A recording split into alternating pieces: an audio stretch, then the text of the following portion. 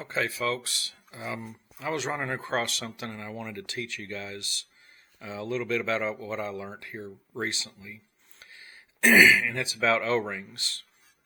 And I was looking up O-rings to replace the O-rings that are inside these valve extensions because I use mostly metal ones, and the O-rings that they use inside these things are so cheap and so flimsy that these leak and they make my tires go down. So I needed to find better O-rings. And I was measuring, like I said, the plastic one, I measured the size of them out.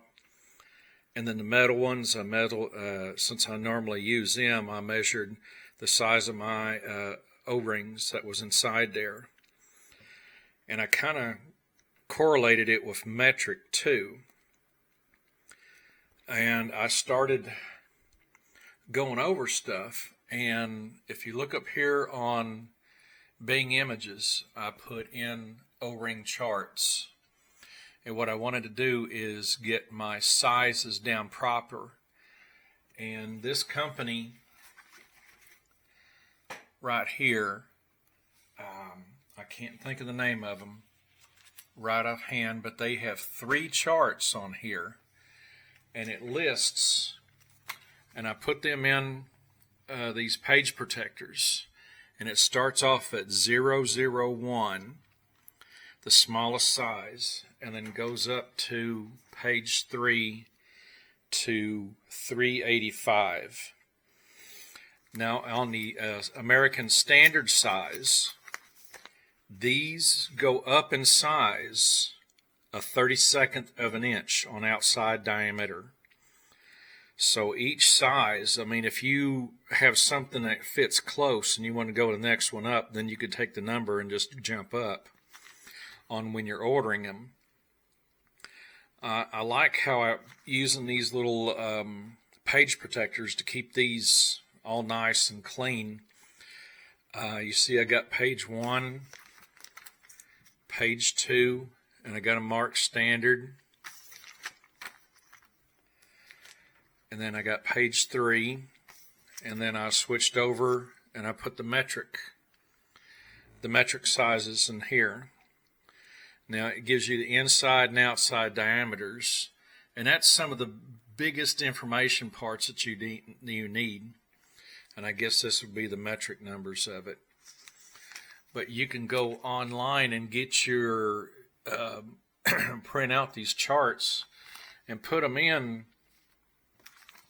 like I said, these page protectors, and you have all the information you need for O-rings right there. Now, another thing that's going to be confusing is, let's switch over to this other page, is what the materials are made from, and they're color coded. And this is Specialist Sealing Products. I believe they're out of Britain or overseas. And they talk about yellow, black, and green. The green, as you know, is normally a air conditioning style of O-ring. Black is normally neoprene. The black is usually made of EPDM. And then they talk about the yellow, which is HNBR. Greens are FKM materials.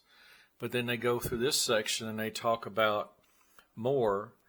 There is Viton, Alfas, and neoprene in the black O-rings. The green ones are HSN and Viton. Blue is fluorosilicon. High visibility green is NBR. Brown is Viton. Red is silicon. Usually the reds are the real cheap ones that I've seen. The clear is also, it's urethane, but it's also real cheap. White, NBR, Viton, silicon, EDPM. White are normally really cheap. And then yellow is NBR. This was made to help separate and know what you need to get to be honest, I mean, every situation is going to be different. Like I found out here, the black O-rings, the EDPM, work in a range from -10 to 110. The yellow could be made of HNBR, is good from -20 to 95 degrees. The green is normally of a high temperature, and the brown and the clear, I didn't find a temperature range for them as of yet. But they're talking about between black and green O-rings right here.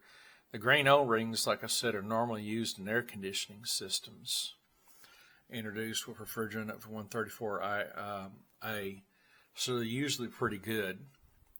Now, what I'm looking for is to get a black O-ring that can withstand a little bit of abuse, because I was using a red silicone one, and it just fell apart. And as you can see inside here, there are the white O-rings that are inside there. So it'd be Viton, silicone, stuff like that, and I know they're going to be cheap. So what I'm looking at doing is replacing them with some high quality O-rings, so I could quit having air leaks in my valve extensions. And so there's a lot of good information right here, and I thought I'd pass it on. But get you some charts. And I said, this is a good way to keep information around. And I'll put these in my shop, and that way when I need to reference that, I have reference material right here. But I thought I'd do a little video up, try to help you guys and show you guys about this stuff. And so hope I can help you out and help make you a little smarter. Anyhow, you guys have a good one, and we'll catch you on my next video.